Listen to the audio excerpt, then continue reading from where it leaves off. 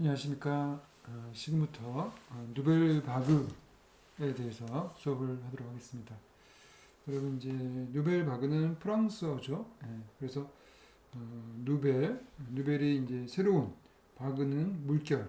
그래서 이제 영어로 하면은 뉴 웨이브가 되는 것이죠. 그래서 이것은 이제 한 50년대, 50년대 후반, 50년대 후반부터 시작해서 한 1960년대 초까지 프랑스에서 일어난 일종의 영화 운동이라고 할 수가 있습니다. 그래서 그 누벨바그가 나오게 된 배경들에 대해서 좀 살펴보도록 합시다. 여기 보면은 누벨바그는 이제 영화계에 닥친 위기의 결과다, 뭐 이렇게 좀 돼 있죠. 그러니까 이제 프랑스 당시 영화계가 이제 흥행이 잘 안 됐던 것이죠, 영화들이. 이제 그 이유가 우선은 프랑스뿐만 아니라 서유럽, 미국에서 영화의 관객 수가 1950년대부터 이제 50년부터 현저하게 하락이 되는데, 그 이유가 바로 이제 이런 것들이죠. 여행거리가 생긴다든지, 그리고 또 시외곽의 시외곽이나 신도시의 이제 주거 형태가 개선이 된다든지, 또 자동차가 이제 자가용이 생기는 거죠. 그래서 이제 그러면서 외출이 적게 됐다든지, 또 가장 크게는 TV가 출연을 한 것이죠. 그러면서 사람들이 영화를 보러 가는 그런 어떤 문화 이런 것들이 이제 줄어들게 되는 거죠. 그러니까 2차 세계대전 이후에 미국을 중심으로 한 유럽이 이제 재건을 하기 시작해요. 그래서 1950년대 말쯤 되면은 어느 정도 안정화되는 것이죠. 안정화가 되고, 그래서 사람들이 여유가 생기는 거예요, 한마디로. 여유가. 그래서 이제 그 여유가 생기니까 이제 여행도 가게 되고, 그리고 자동차도 사게 되고, 그리고 또 이 그 전에 그 2차 세계대전 당시 수도 없이 많이 파괴됐던 도시가 파괴됐죠, 그죠? 그래서 주거 공간이 부족했었지만은 이제 그 이후에 신도시들이 생기면서 이제 주거 공간이 이제 개선이 된 것이죠. 예, 이렇게 되면서 사람들이 여가를 꼭 영화가 아니더라도 다른 다양한 그런 취미 활동들을 하게 된 것이죠. 여러분들이 이제 영화라는 것은 좀 다른 문화와 영화 산업이라는 것은 다른 산업과 약간 다른 특성이 좀 있어요. 영화 산업이 발전을 하는 때는 언제냐면은 다른 산업들이 고전하고 있을 때, 그러니까 이제 불황일 때, 전체가 불황일 때 거꾸로 영화 산업은 화랑이 된 경우가 많습니다. 그래서 미국에서도 이 경제 뭐 공황 그럴 때 영화 산업은 굉장히 헐리우드가 되게 잘 됐어요. 예. 그 이유는 뭐냐면은 영화가 가격이 영화 티켓, 영화표가 가격이 싼 편이죠. 그러니까 사람들이 경제가 불황이 되면 사람들이 실업도 되고, 그리고 또 인플레이션을 통해서 물가가 이제 올라가죠. 물가 올라다 보니까 그야말로 사람들이 이 가용 그러한 가용할 수 있는 그러한 여유 자금이 없는 거예요. 여유 자금. 그러니까 이제 긴축 가정 경제를 꾸려가겠죠. 그래서 아껴가면서 생활을 하겠죠. 그러려면은 그렇지만은 사람들이 긴축을 한다 하더라도 사람들의 그런 욕구라든지 사람들의 어떤 그 유흥이라든지 즐거움에 대한 욕구, 유의, 즐거움에 대한 욕구는 이게 사라질 수가 없잖아요, 그죠?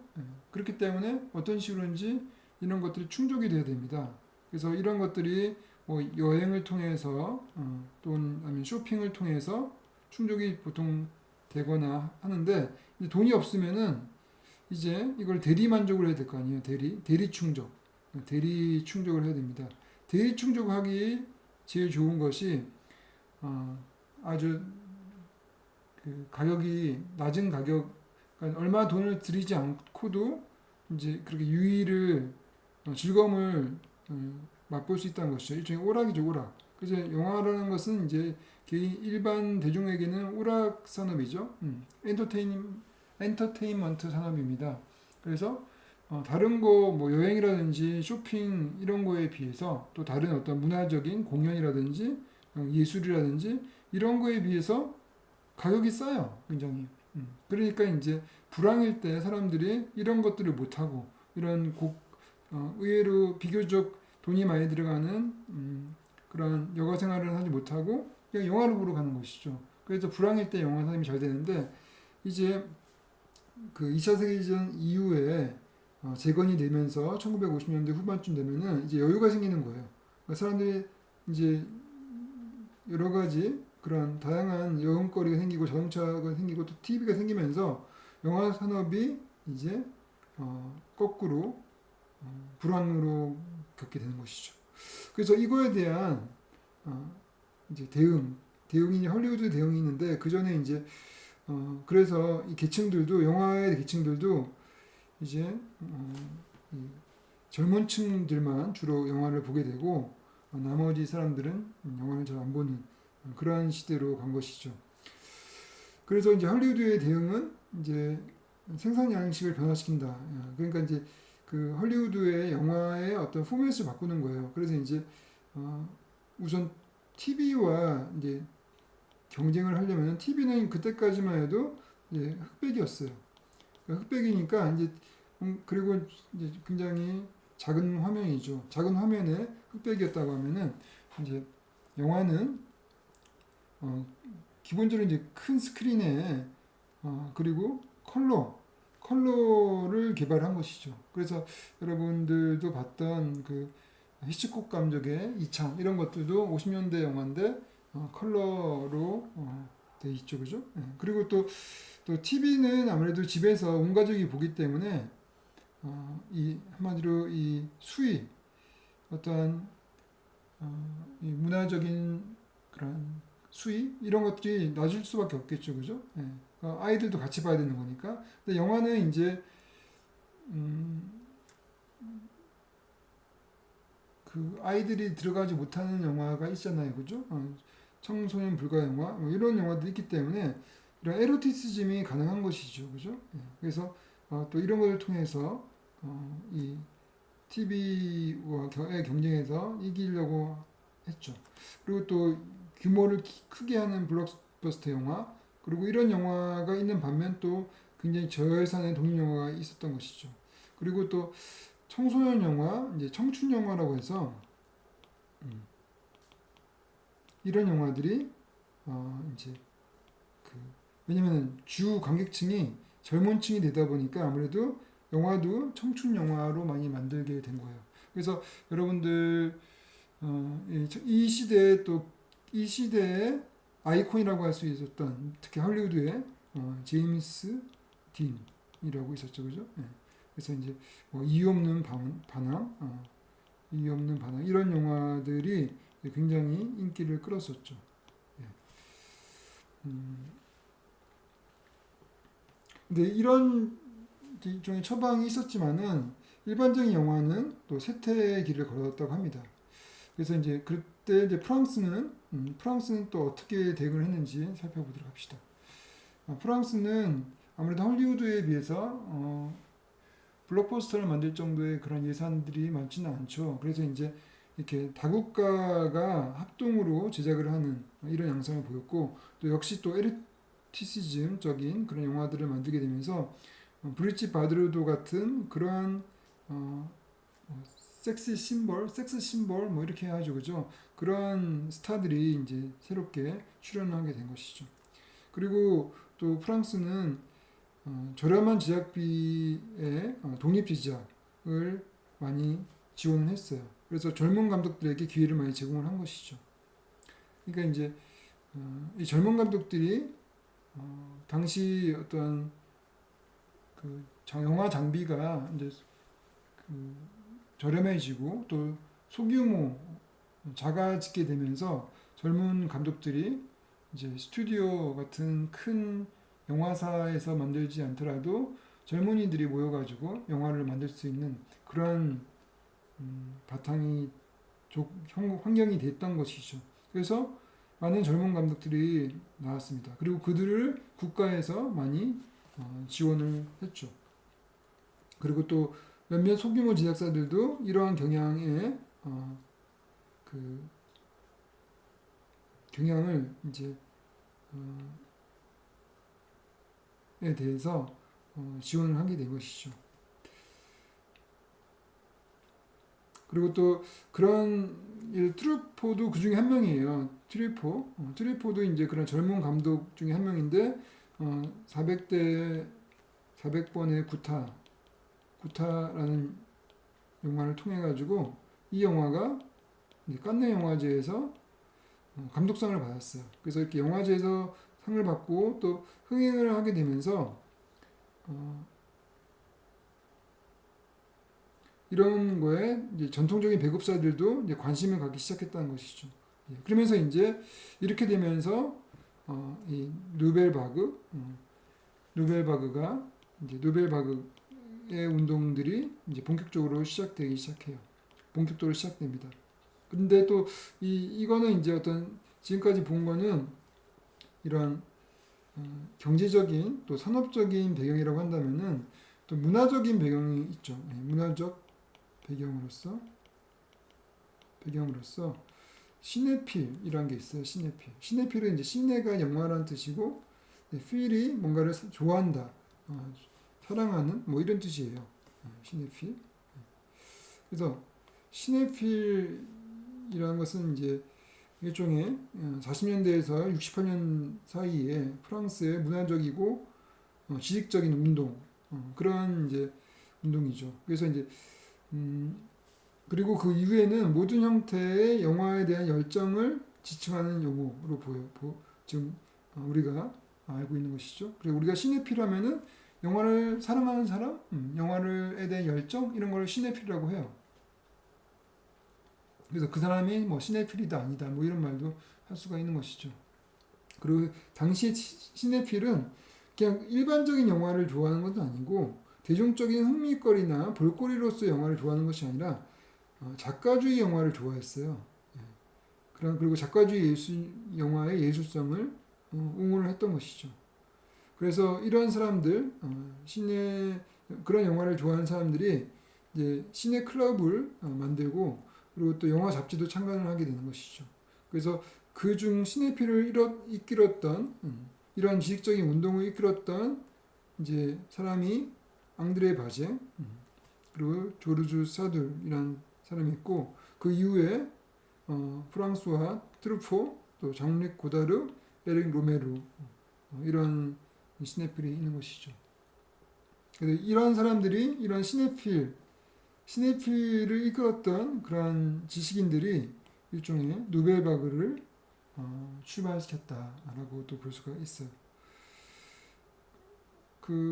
우리 한국에서도 이제 이런 시네필 같은 그런 운동이 구체적인 운동은 아니었지만은 그런 문화적인 그런 유행 흐름들이 1980년대에 있었어요. 그래서 여러분들이 이제 뭐 키노라는 그런 잡지가 우리나라에 나오고 물론 그 전에도 이제 우리나라에 스크린이라는 잡지가나 로드쇼라는 잡지가 있긴 있었지만은 키노라는 잡지가 나오게 되면서 본격적으로 우리나라도 그런 작가주의 영화 또 예술 영화에 대한 어떤 사람들의 관심과 어떤 또 시네필의 어떤 흐름 이런 것들이 만들어졌어요. 예, 그래서 80년대 후반이죠. 80년대 후반과 90년대 초반에 우리나라의 뭐 동숭 아트센터라든지 그런 그 아트센터들이 저기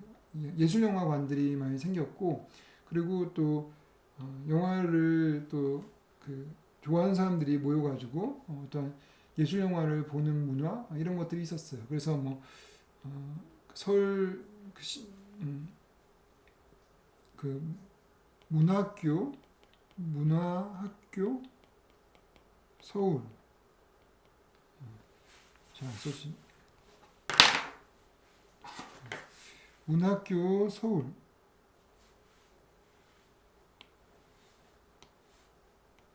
문학교 서울이라는 그러한 일종의 단체도 만들어졌어요. 그래서 그 단체가 이제 주로 하는 것이 이런 예술 영화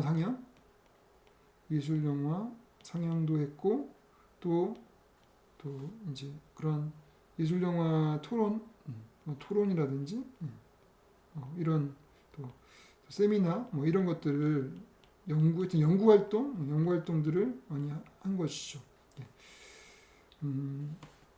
지금은 뭐 아직까지 있는지 저도 잘 모르겠어요. 예, 그렇지만 이제 제가 대학교 다닐 때는 문학교 서울에서 영화도 보고, 또 거기서 또 영화 토론도 하고 그랬던 기억이 있습니다.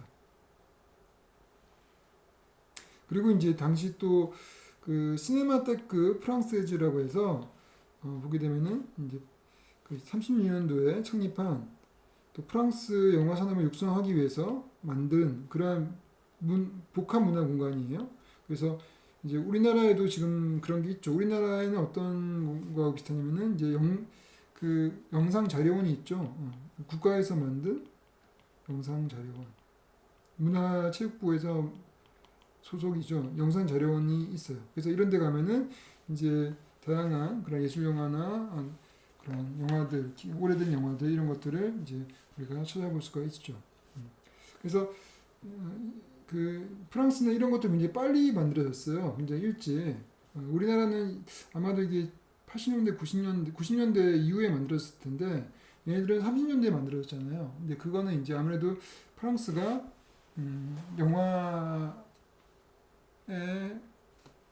영화가 그 탄생한 그러한 국가이기 때문에 또 그런 것 같습니다. 예.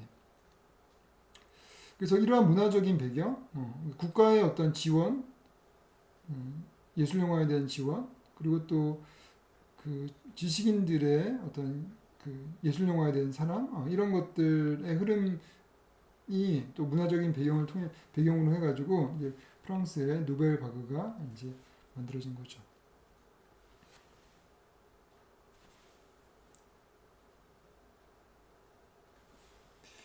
그래서 누벨 바그는 처음에 시작한 게 일종의 이제 그런 그러니까 일종 연구죠, 영화에 대한 연구에서 시작됐어요, 그죠? 그래서 그런 그 연구자들이 이제 그 기존의 어떤 예술 영화, 그들이 볼 때 어떤 작가주의 영화, 그런 영화를 만든 사람들을 옹호를 하고, 또 그 외에 반대되는 영화, 어떠한 그 자기적이고 또 굉장히 그런 상투적이고 또 기존 어떤 문학을 그대로 영상화한 뭐 이러한 이제 영화에 대해서는 혹평을 하고, 또 창의적이고 자신의 어떤 개성을 갖고 있는 그런 작가들에게 대해서는 이제 호평을 하는 뭐 그러한 이제 그 비평이 시작됐고, 그러면서 그 비평하는 사람들이 이제 이 영화를 이제 만들기 시작해요. 그래서 이제 프랑스와 트루포도 이제 그런 비평가였죠, 사실 비평가. 그래서 이 비평가는 이제 이렇게 보면은 까이디의 시네마라는 일종의 잡지죠, 잡지. 아까 말한 여기는 영화 잡지라고 했죠. 그 영화 잡지에서 그런 논문을 발표하는 그런 사람이었어요. 그런 사람이었는데 이제 영화를 보네쿠타 이런 영화를 만들게 되면서 크게 관심을 받게 되는 것이죠. 그래서 프랑스 노벨바그는 그 프랑스와 누베 트레포를 주도로 해서 젊은 터키 여성들이라는 비평가들이 있어요.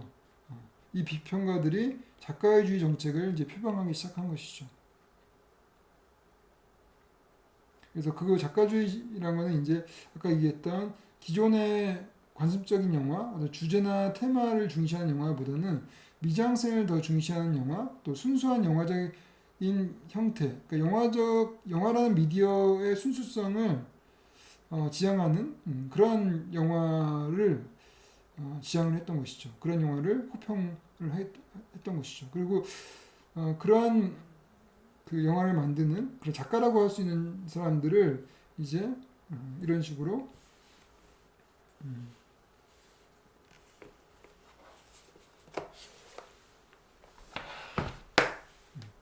작가라고 할 수 있는 사람들이 이제 이런 사람들이 있는 거죠. 이제 알프레드 히치코크, 장누아르, 장콕토, 또 베르히만, 하워드 혹스, 빈센트 미넬리, 프루치랑, 프리드리 무르나우.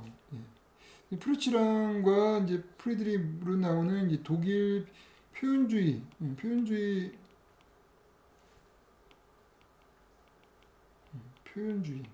글자 그렇게 잘 안 쓰시죠? 이제 다시 쓸게요. 표현주의. 예, 아무래도 이 글자 이거를 좀 바꿔야 될 것 같아요. 설정을 바꾸는 게 있죠. 이거를 좀 작게 이 정도. 좀 너무 작네. 좀만 이 정도. 이 정도. 예. 표현주의 감독들이에요. 그래서 이제 프루치랑은 이제 메트로폴리스라는 영화를 만들었고, 또 무르나우는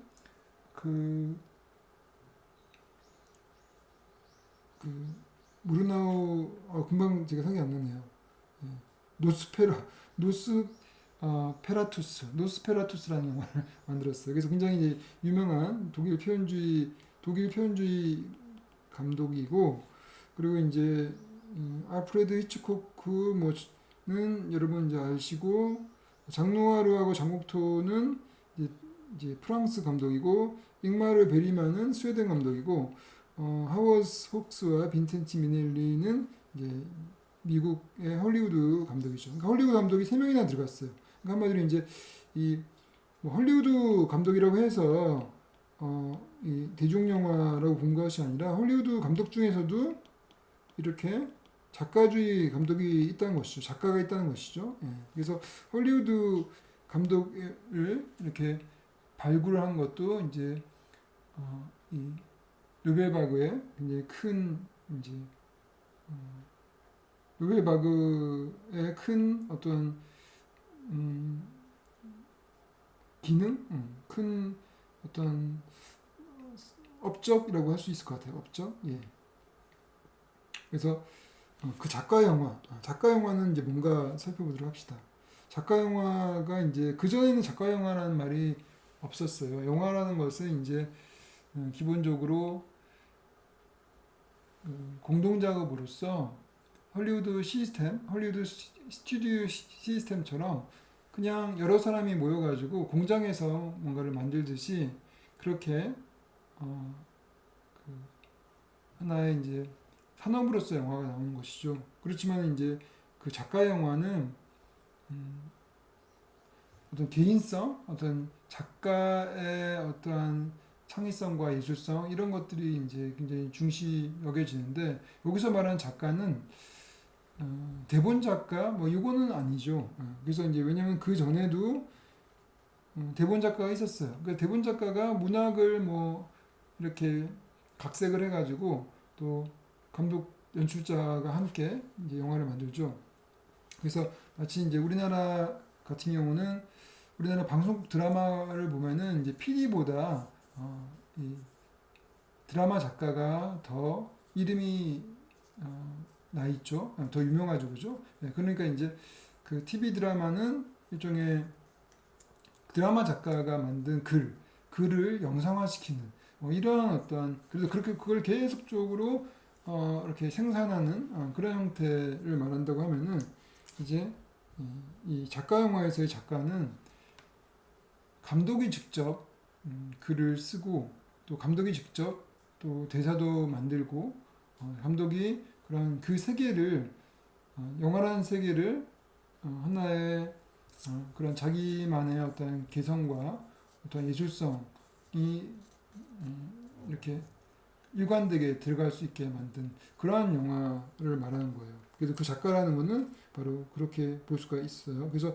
그 작가 영화, 작가주의라는 말을 이제 어디서부터 출발했냐면은 그 프랑스와 트리포가 까이데 시네마에서 그 발표를 했죠. 요 논문, 프랑스 영화에서의 어떤 경향이라는 논문을 발표하면서 이 논문 내용에 이런 게 있다는 것이죠. 논문 내용이 전문가에 의해서 잘 만들어진 문학적인 시나리오 작가의 영화를 반대하는 거죠. 아까 말했던 그런 대본 작가의 영화. 대본 작가가 이 문학을 이렇게 각색을 하면은 그거를 그냥 영상으로 찍어내는 그런 일종의 이제 기존 시스템을 반대하는 것이죠. 그래서 대본 작가들의 작품을 대신하여 트리포는 그 작품에 감독들의 창조적인 개성을 가능한 완전히 반영하는 그런 영화를 요구했다는 것이죠. 예. 그래서 그런 작가로 아까 얘기했던 프랑스 감독인 장 누아르, 노베르트 베르송, 장국토, 또 자크 베커, 바벨 강스, 막소페스, 자크 다티, 로저 린스 하르트 이게 다 이제 프랑스의 감독들이에요. 이런 감독들이 이제 그런 작가라고 할 수 있다라고 했고 그 전에 이제 작가라고 보기 힘든 것이 이제 어떤 심리적 리얼리즘의 어떤 영화를 만들었던 사람들. 심리적 리얼리즘은 이제 그 이전에 그런 어떤 우리가 심리 소설이라고 할 수 있는 그러한 소설을 어떤 영상화하는 그런 어떤 문학을 영상화하는 그런 것을 말하는 것이죠. 그래서 그런 것들을 배제를 하고 대본 작가의 지배를 이제 없애고 대신 감독이 독창적으로 창조적인 통제력을 갖도록 한 것이죠. 예. 그러니까 그 우리의 그 드라마 작가가 주도하는 그런 TV 드라마 이런 형태가 아니라 뭐 지금처럼 봉준호 감독이라든지 또 이창동 감독 같은 그런 이제 감독이 주도가 되는 우리 지금 영화도 이제 감독이 주도적이고 지금의 영화라는 것들은 이제 거의 작가주의적인 요소들이 굉장히 많이 들어가 있다고 보는 것이죠. 왜냐면은 지금 방송의 드라마 같은 경우는 PD가 글을 쓰지 않아요. 근데 우리나라 영화도 마찬가지고 헐리우드 영화도 또 그 외 다른 나라 영화도 마찬가지예요. 대부분 영화는 처음에 감독이 자기가 감독이 시나리오를 쓰고 그걸로 이제 영화 감독으로 데뷔하는 경우가 일반적이죠. 그래서 이제 한마디로 감독을 그런 이 트리포가 생각하는 그런 작가로 지금 생각하고 전반적인 생각하는 흐름이 있습니다. 그래서 그리고 또 아까 얘기했던 것처럼 그 미국 영화에도 작가주의를 적용을 했다는 것이죠. 미국 영화에도. 그래서 작가는 말 그대로 보통 각본을 쓰는 그런 사람을 말하는 게 아니고 헐리우드의 표준화된 체계의 제약들을 지키면서 그러니까 헐리우드 시스템이 있으면서도 장르와 스튜디오 영화들의 자신만의 개성을 각인하는 그러한 사람을 이제 작가라고 본 거죠. 그래서 이제 대표적으로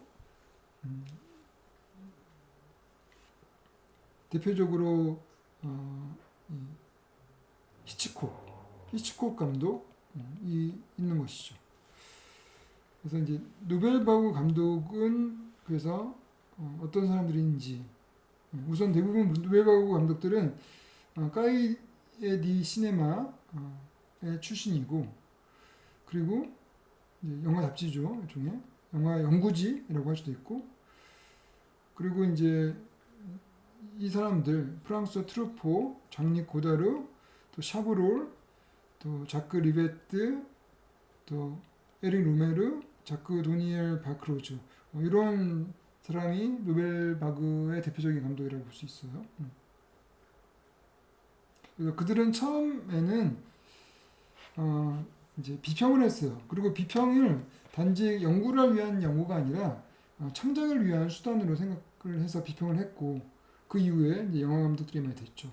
그리고 이들이 이제 굉장히 찬양했던 감독들이 바로 레오 리얼리즘 감독, 그 중에서도 로베르토 로셀리니, 뭐 이런 감독들을 굉장히 찬양을 했어요.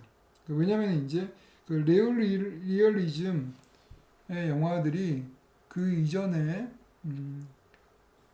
영화들, 45년도 2차 세계대전 그 이전에 그런 영화들과 확실하게 차별화된 그런 서사, 그런 스토리와 그런 스타일을 가지고 있었거든요. 그래서 그런 새로움에 열광했던 것이죠. 역시 루벨바그 감독들도, 물론 루벨바그 감독들이 이탈리아 네오 리얼리즘을 이어갔다고 볼 수는 없어요. 왜냐하면 네오 리얼리즘은 그야말로 말 그대로 새로운 사실주의라고 본다고 하면은 이 누벨바그 감독들은 사실주의 영화만 만든 것은 아닙니다. 그래서 그야말로 굉장히 다양한 영화를 만들었기 때문에, 대신 어떤 것을 받아들였냐면은 그야말로 기존 것들을 전복하고 새로운 것들을 추구하는 이런 것, 그리고 기존의 어떤 그 상투적인 영화 문화, 그리고 또 고전적인 서사, 이런 것들을 뒤집어 버리는 그런 것들이 이제 제가 그 줄 딜레즈라는 이제 철학자를 통해 가지고 네오 리얼리즘이 어떤 현대 영화의 이제 출발이다, 이렇게 얘기한 적이 있는데, 그러한 현대 영화적인 특성을 이 누벨바그 감독들은 굉장히 좋아했던 것이죠. 그리고 이제 그래서 그 어떤 형태들은 어떤 스튜디오 촬영들을 반대하고, 스튜디오 촬영을 반대하고 바깥에서 일반 조명 안에서 실제 장소를 선택해서 영화를 만들었다는 것이죠.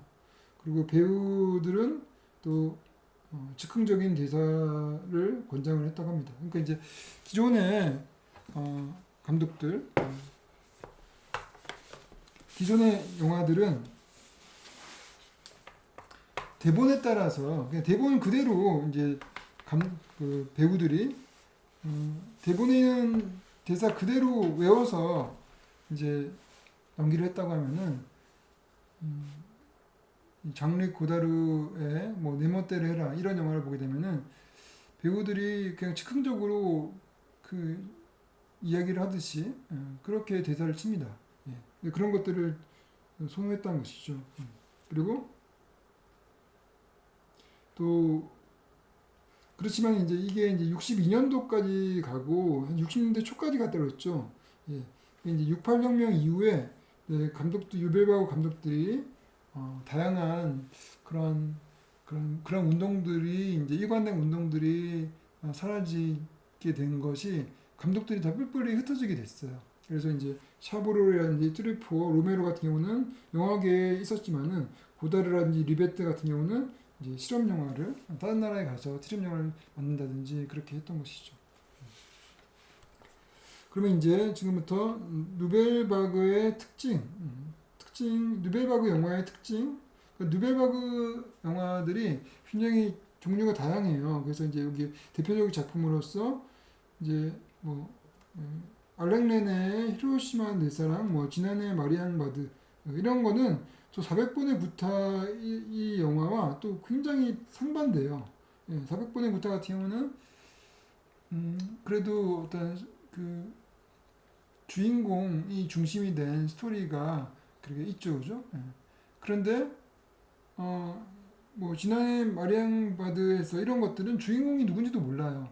그리고 또 히로시마 내 사랑, 이런 영화들은 어떤 시간의 흐름이 그런 연대적인 흐름이 아니라 막 뒤죽박죽 돼 있어요. 그래서 과거와 현재가 막 서로 굉장히 혼돈스러운 그런 내용을 가지고 있어요. 그래서 어, 그 스타일이 굉장히 많이 다릅니다. 그리고 또 장리꼬다로 내 멋대로 해라. 이것도 뭐 경멸도 마찬가지고 이런 것들은 굉장히 이제 또 뭐 점프컷이라든지 그래서 이 400번의 구타와 또 다른 또 스타일을 가지고 있어요. 예. 또 에릭 로메르의 영화들도 또 다른 특징을 또 가지고 있죠. 그래서 이제 어떻게 보면 굉장히 다들 영화의 감독에 따라서 자기만의 어떤 개성을 가지고 있죠. 그래서 누벨바그를 하나의 어떤 그 스타일로 보기는 힘든 것이죠. 대신 좀 그 공통된 점은 있어요. 공통된 점은 주로 제가 잘못 썼네요.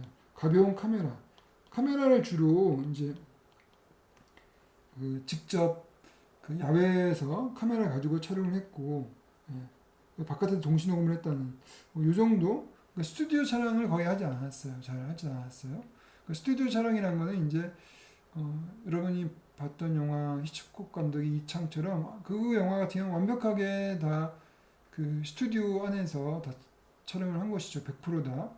그래서 그런 것은 인위적인 것이란 것이죠. 그래서 이제 이들은 그런 살아있고 그 실제 어떤 그 진실, 실제의 사람들이 그 중시 여겨야 되는 어떤 그러한 어떤 가치 이런 것들을 추구했던 것이죠. 그래서 인위적인 것이라든지 아니면은 기존의 어떤 문학에 있어서 그런 기존 고전 서사라든지 이런 것들을 에 대해서 저항을 했던 것이죠. 그리고 이들이 또 공통점은 대부분이 직접 시나리오를 쓰고 연출을 해서 자기의 개성들을 부여했다는 점, 그래서 작가라였다는 점이 이제 크게 다르죠. 그리고 대부분 제작비가 굉장히 적게 들었다는 것도 달라요. 예. 그리고 제작자의 눈치를 보지 않고 자유롭게 연출했다는 것. 이런 것들은 공통점이 있어요. 그래서 이런 공통점이 그 이후에 많은 다른 나라, 특히 헐리우드에도 크게 영향을 끼쳤어요. 그래서 헐리우드의 뉴 할리우드 무비라든지 영화라든지 또 독일의 뉴저먼 시네마라든지 이런 그 이탈리아의 또 새로운 흐름이라든지 이러한 그 이후에 새로운 그야말로 뉴 웨이브죠. 다른 나라의 새로운 물결에 큰 영향을 끼친 것이 바로 프랑스의 누벨바그다라고 생각하시면 될 것 같습니다. 그래서 누벨바그의 특징을 그러면 이제 또 역시 또 공통된 특징을 말하는 것이죠. 요거는 이제 좀 요 특징은 일종의 기술적인 것, 기술적인 미디어적인 것이라고 본다고 하면은 요 부분은 이제 그 내용적인 부분을 말하는 거예요. 내용적인. 그래서 이제 우선 누벨바그 영화들의 어떤 내용적인 특징을 보게 되면은 실존주의에 기초를 하고 있어요. 그래서 철학자인 장폴 샤르트르나 알베르 이거는 이제 소설가죠. 이방인이라는 소설을 쓴 까미 같은 그들의 어떤 실존주의의 영향을 많이 받았다고 합니다. 그래서 이제 이 내용은 이제 실존주의라는 것이 이제 인간이 단순히 생각하는 주체가 아니라 행동하고 느끼며 살아가는 주체제다. 이게 이제 뭐가 다른지 어렵죠. 이 앞부분과 이것과 이 두 번째 것이 뭐가 다른지, 근데 이게 이제 틀리다는 것이죠. 또 반대가 된다는 것이죠, 그죠? 그러니까 인간을 단지 생각하는 주체, 그러니까 이제 이거는 기존의 그 데카르트 이후에 어떤 서양의 이성 중심의 어떤 철학, 뭐 실증주의 철학 이런 것들을 말하고 어떤 근대의 사고 체계를 말하는 것이죠. 그러니까 이제 데카르트가 말했던 것이 바로 그거죠. 인간은 생각하는 동물이다. 나는 생각한다, 고로 존재한다 이렇게 있죠. 나는 생각한다, 고로 존재한다 말은 이성, 생각 이것이 우리 인간의 가장 중요한 것이고 그것이 우리가 믿어야 될 모든 것을 우리가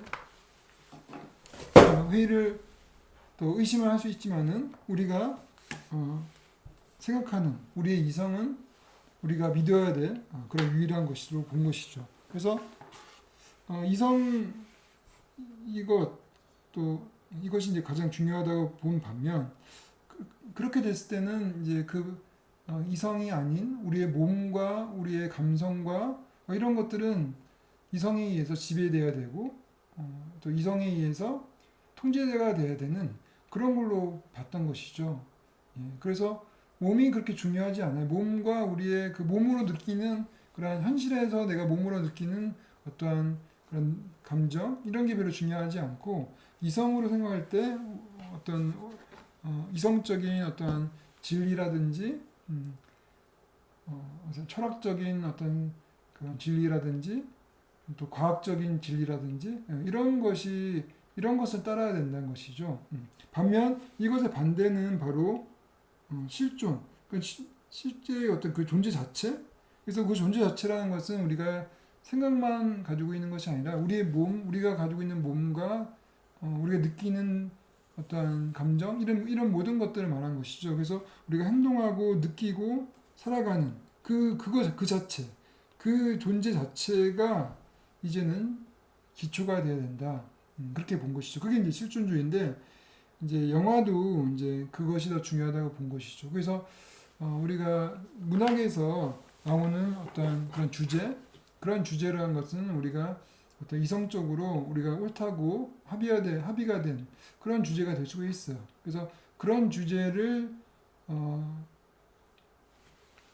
전달하는 그런 영화를 좋아하는 것이 아니라 그런 영화를 과거의 영화, 전통적인 영화로 본 것이고 현재의 영화는 그야말로 굉장히 이제 지금 여기에 우리가 느끼고 있는 바로 그 순간 이런 그 살아있는 이런 것들을 있는 그대로 보여주는 이런 것들을 중시 여겼던 것이죠.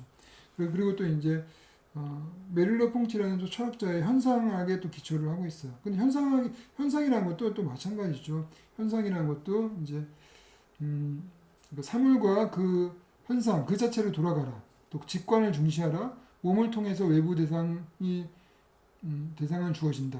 그래서 이제 몸, 직관 그리고 사물과 그 현상 그 자체를 그게 이제 그런 이게 연결이 되죠. 이거하고 똑같지는 않지만은 그런 것들을 중시 여겼다는 것이죠.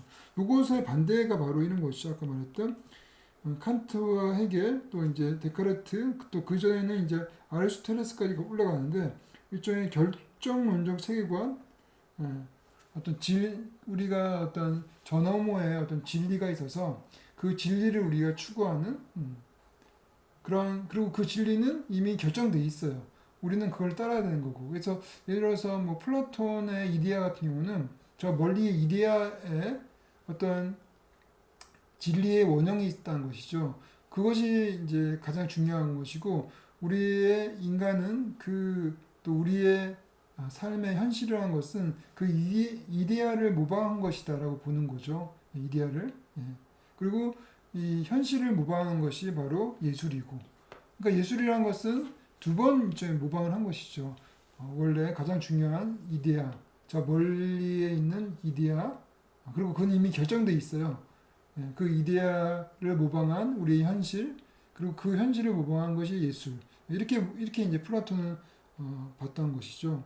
그래서 그런 결정론적인 세계관, 그리고 또 이성 중심이기 때문에 뭔가 다른 사람에게 계몽을 한다든지 어떤 과학적인 사고방식, 또 과학적인 세계를 통해서 모든 세계를 내가 신처럼 다 알고 있다는 그런 관점을 저항하고 반대를 하는 것이죠.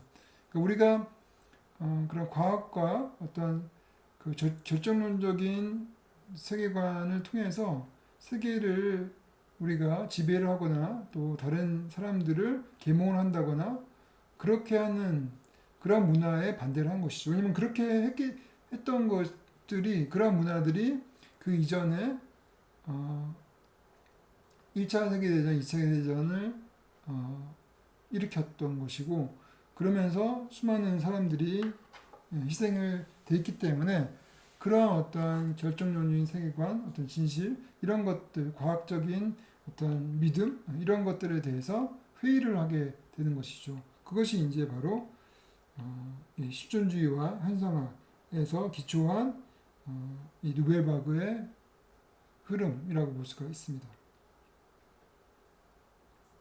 그리고 그래서 이제 작가는 그런 전위적 시점에서 내려와서 바로 이 현상, 사물, 우리 인간의 몸, 그 인간의 위치에 내려간다는 것이죠. 그리고 있는 그대로의 현실을 그래도 관찰해야 된다. 작가는 그렇게 본 거죠. 그래서 이야기도 그렇게 어떤 결정적인 세계관이라든지 아니면은 그 전위적인 시점에서 이야기가 완결되고 또 어떤 진실이 어떤 결정된 그런 상태의 그런 닫힌 구조의 스토리를 반대하는 것이죠.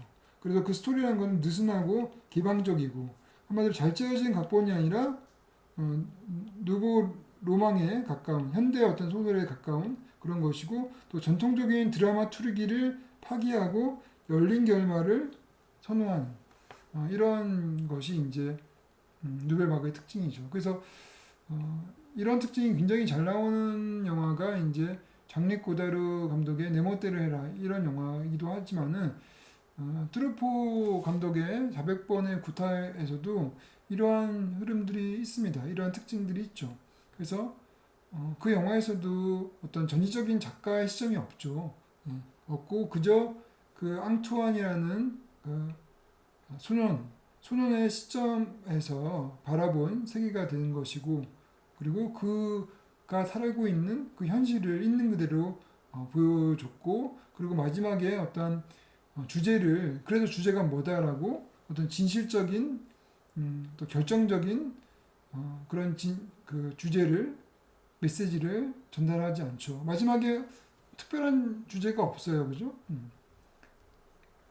한마디 작가의 목소리 전달하려고 하는 작가의 목소리가 없다는 것이죠. 대신 그냥 이 소년을 통해서 앙투안을 통해서 우리가 이 프랑스 사회, 프랑스의 억압적인 현실을 우리가 그냥 느끼고 그거를 이제 목격하는. 그래서 영화의 목적이라는 것이 진실을 제시하고 사람들에게 관객들에게 뭔가를 가르치는 것이 아니라 계몽하는 것이 아니라 그냥 있는 그대로 현실을 드러내는 그리고 관객이 알아서 적극적으로 그 현실을 경험하고 목격하고 관조하면서 그 현실에 대해서 적극적으로 생각해 보게 하는 그러한 형태의 영화였던 것이죠. 그래서 400번의 구타 역시 이 누벨바그의 특징을 가지고 있다라고 볼 수가 있어요. 그리고 그래서 또 시간적인 순서의 전개보다는 어떤 감정의 지시에 따른 시간과 공간의 구성이라고 볼 수가 있었고 또 아까 얘기했던 즉흥적인 연기, 야외 촬영, 가변 장비 사용 이런 것들. 그래서 이제 이런 영화 그 누벨바그 영화를 그래서 현대 영화라고 또 볼 수 있고 영화의 모더니즘이다라고 또 할 수가 있는 것이죠.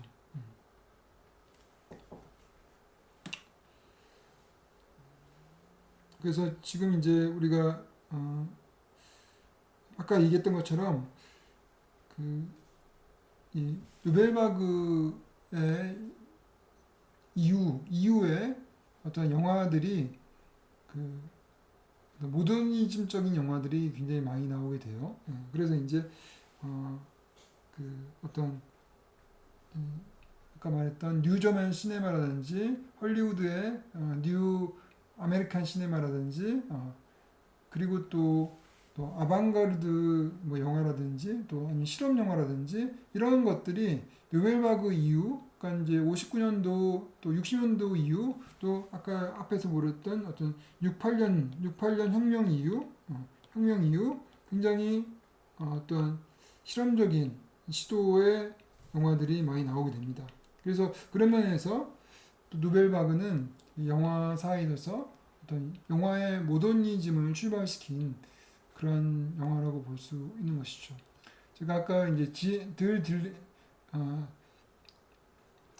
들레즈 철학자의 말을 통해서 이탈리아 네오리얼리즘이 현대 영화의 출발이라고 또 얘기를 했는데 누벨바그는 역시 현대 영화이기도 한데 영화의 모더니즘을 출발시켰다라고 볼 수 있는 거죠. 그러니까 네오리얼리즘은 모더니즘은 아닙니다. 모더니즘은 리얼리즘과 좀 반대에 있어요. 리얼리즘은 그야말로 어떤 현실을 이렇게 재현한다든지 또 현실을 있는 그대로 드러내는 이런 것이 이제 리얼리즘이라고 한다면은 모더니즘은 일종의 기존의 전통적인 것들을 거부하고 어떤 인간의 어떤 그런 지성 그리고 개성 이런 것들을 개인성을 발휘하는 그런 예술의 흐름이죠. 예. 그래서 차라리 리얼리즘보다는 표현주의 쪽에 좀 가까울 수도 있어요. 표현주의적인 영화. 그래서 이 아까 얘기했던 그 장리 고다르의 내 멋대로 해라 이런 것이 리얼리즘적인 형태와 많이 좀 배치가 됩니다. 반대가 돼요. 그래서 400번의 구타 같은 경우는 리얼리즘적인 요소가 굉장히 많습니다. 많은 반면 또 이 그 장리 고다르 감독의 내 멋대로 해라는 모더니즘적인 경향이 굉장히 많아요. 그래서 그런 것처럼 이 누벨바그 감독들의 그런 영화들의 특징들은 굉장히 다양하다는 것이죠. 예. 근데 이제 여튼간에 누벨바그가 그 이후에 쇠퇴를 합니다. 이게 뒷부분이 안 났네요. 뒷부분들을 잠깐 다시 볼게요. 뭐가 잘못됐군요. 파일에 가서 공유를 다시 할게요.